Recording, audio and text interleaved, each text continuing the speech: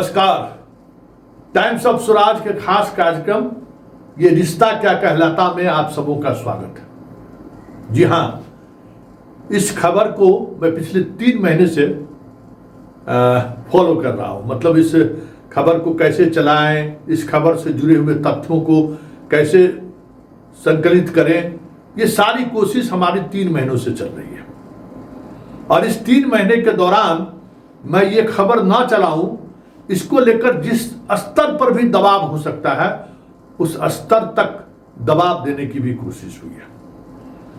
पिछले 1 सप्ताह से आज खबर चला रहे हैं, आज खबर ब्रेक कर देते हैं, आज खबर ब्रेक कर देते हैं, लेकिन लगातार कुछ न कुछ ऐसी खबरें आती रही जिस वजह से ये खबर मैं ब्रेक नहीं कर पा रहा था। क्योंकि सामने वाले को जितनी ताकत थी वो सारी ताकत उन्होंने लगा ली। खबर ये तय हो गया कि खबर ये रुकने वाली नहीं है। और देखिए, इस खबर के सहारे आप समझिए कि ये जो बिहार की वर्तमान सरकार है, स्टेट किस तरीके से पूरी तौर पर फेलियर हो चुका है। मतलब स्टेट फेलियर का मतलब बहुत ही गंभीर मसला होता है। और हम ये पूरे जिम्मेवारी के साथ कह रहे हैं कि बिहार एक फेलियर स्टेट की तरफ बढ़ नहीं चला है, स्टेट फेल हो चुका है। यह अलग बात है कि नीतीश कुमार उस मानसिक स्थिति में है या ना हो, यह विवाद का विषय हो सकता है। क्योंकि सरकार इस मुद्दे पर न तो बात करने को तैयार है, ना ही इस मुद्दे पर कुछ सुनने को तैयार है। तो मान भी लें कि नीतीश कुमार पूरे होशो हवास में है, फिर भी मेरा मानना है कि मैं 2007 से नीतीश कुमार को कवर कर रहा हूं। और 2007 है और ये 2025 है। आज तक इस तरीके की अराजकता मैंने और इस तरीके की लूट मैंने नहीं देखी है। जरा इस तस्वीर को गौर से देखिए। ये मिस्टर सिद्धार्थ हैं और उनकी पत्नी एन विजयलक्ष्मी है। साथ में एक घेरे में एक युवक दिख रहा होगा। जरा गौर से देखते चलिए। युवक कौन है ये भी हम बताएंगे, लेकिन जरा तस्वीर के सहारे आप समझ सकते हैं कि जिस तरीके का फैमिलियर ये तस्वीर है। सोशल मीडिया से ही मैंने ये तस्वीर गैदर किया है। ऐसा नहीं है कि इसके लिए हम कहीं बाहर से गए हैं, सोशल मीडिया से ही मैंने गैदर किया है। जिस व्यक्ति पर मुख्यमंत्री के प्रधान सचिव का बर्खास्त प्राप्त हो, जिस व्यक्ति पर एक विभाग के सेक्रेटरी का बर्खास्त प्राप्त हो, वो व्यक्ति क्या कर रहा है, खबर यही है। इस तस्वीर को जरा गौर से देखिए कि किस तरीके के रिश्ते हैं इस व्यक्ति से सिद्धार्थ के परिवार को। मतलब पति पत्नी का क्या रिश्ता है, वो जरा वो देखिए। अब आप कह रहे होंगे कि इस रिश्ता के सहारे आप क्या कहना चाहते हैं, ये व्यक्ति कौन है, इसलिए महत्वपूर्ण है ये खबर। मंत्री, विभाग के मंत्री के सभी कार्यक्रम में आप इस व्यक्ति को पीछे बैठे हुए आप देख रहे होंगे। ना तो ये मंत्री का प्राइवेट सेक्रेटरी है और ना ही पशुपालन और मत्स्य विभाग का कोई अधिकारी है।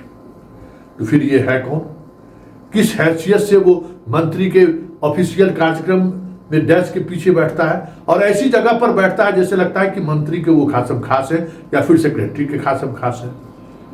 तस्वीरों के सहारे आप देख रहे हैं। अब जरा इस व्यक्ति का हम राज खोल रहे हैं, क्योंकि कार्यक्रम की शुरुआत ये रिश्ता क्या कहलाता है के साथ साथ एक और सुश्री की भी हमने बात किया। जरा इस व्यक्ति का नाम है प्रेम शंकर उर्फ मामू। आप मत्स्य एवं पशुपालन विभाग में चले जाइए, सिर्फ इस व्यक्ति के बारे में सिर्फ इतना ही कह दीजिए हम मामू के आदमी हैं, फिर आपको सेक्रेटरी और मंत्री के चैम्बर में जाने से कोई रोक नहीं सकता। ये कितना पावरफुल व्यक्ति है जो इस पर आरोप लगा है, और जिस तरीके की आरोप में कह सकते हैं कि दम है।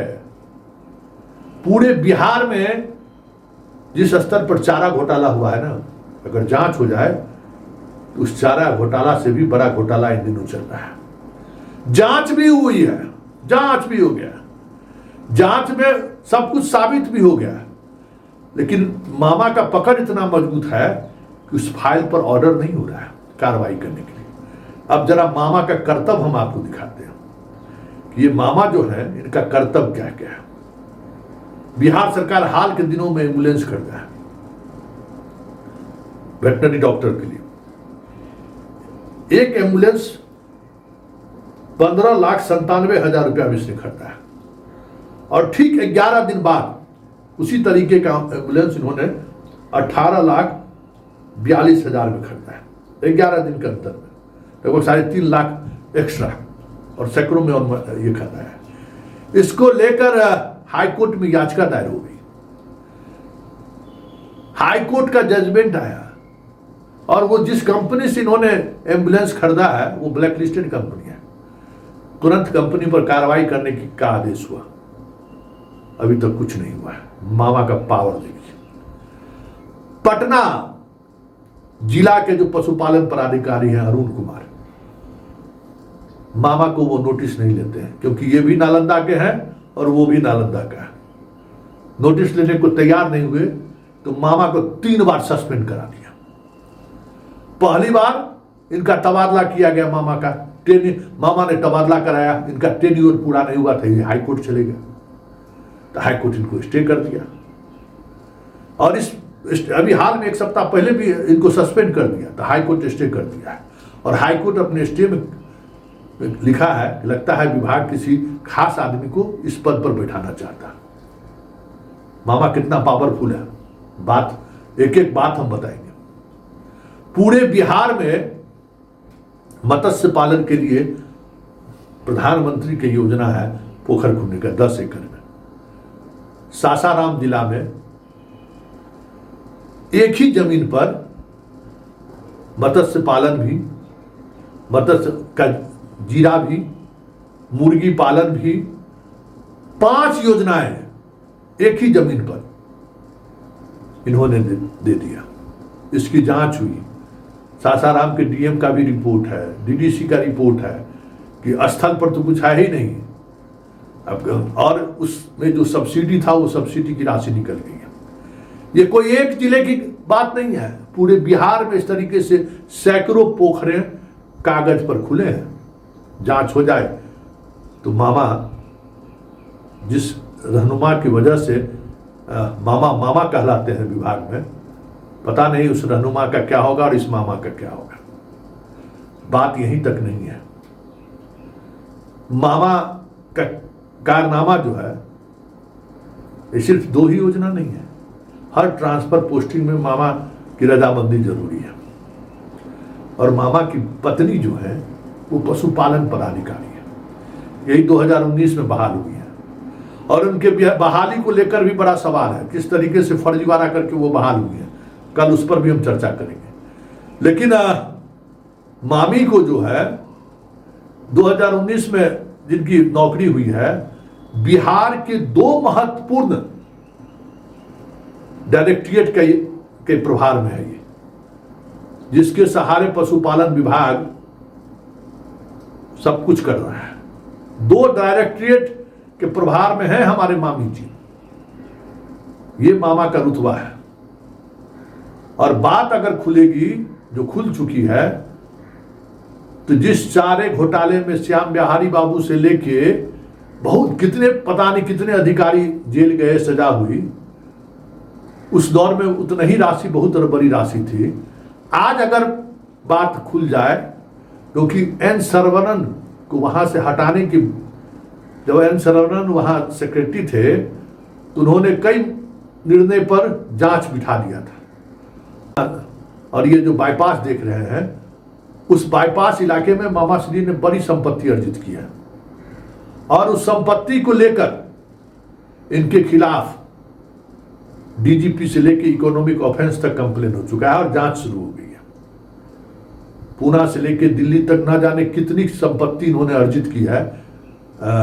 सारा उस अर्जित संपत्ति को लेकर विभाग के सेक्रेटरी तक को पत्र लिखा गया है, एफिडेविट करके लोगों ने दिया है कि देख लीजिए मामा श्री का कारनामा, कहां से ये पैसे अर्जित कर रहे हैं, कि कहां से ये पैसा इन्होंने लाया। और ये सारी खरीदारी, सबसे बड़ी बात है, इनके एसेट में न इनके पत्नी के नाम से है, न इनके अपने खुद के रिटर्न फाइल में है, कहीं नहीं है। किसने कैसे ये मसौढ़ी रोड पे इतना 4 एकड़ से अधिक जमीन खरीद लिया है। ये तो मतलब जो खरीद का डॉक्यूमेंट दस्तावेज प्राप्त हुआ है, ऐसे कितना जाने कितनी बेनामी संपत्ति अर्जित हुई है, और सब किंग पिन मामा है। जो कुछ भी हो रहा है विभाग में मामा के सहारे हो रहा है, और मामा और साथ में मामी हमारी दोनों विभाग को जो है अपने तरीके से देख रहे हैं, अपने तरीके से संभाल रहे हैं। तो ये मामा का खुलासा है, और ये कोई ऋषुश्री से कम बड़ा खुलासा नहीं है। अगर इसकी जांच हो जाए तो ऋषुश्री भी इसके सामने बौना साबित हो जाए तो कोई बड़ी बात नहीं होगी। लेकिन उससे इतर जो सबसे महत्वपूर्ण बात है कि स्टेट फेल्योर का इससे बेहतर उदाहरण कुछ भी नहीं हो सकता है कि दर्जनों जांच रिपोर्ट विभाग के टेबल पर रखा हुआ है कि कैसे गड़बड़ियां हो रही है मत्स्य पालन के क्षेत्र में, पशुपालन के क्षेत्र में, किस तरीके से हर प्रखंड में एम्बुलेंस चल रहा है, डॉक्टर नहीं है। बड़े बड़ा खेला है भाई। तो चारा घोटाला में स्कूटर पर ढुलाया था, यहाँ एम्बुलेंस है लेकिन डॉक्टर नहीं है, लेकिन सब कुछ चल रहा है। तो ये सारी चीजें जो है वो संकेत दे रहा है कि बिहार स्टेट फेलियर स्टेट की तरफ बढ़ चला है, या यूं कहें कि बिहार पूरी तरह से फेलियर स्टेट घोषित कर दिया जाए, इसमें कोई गुरेज की बात नहीं।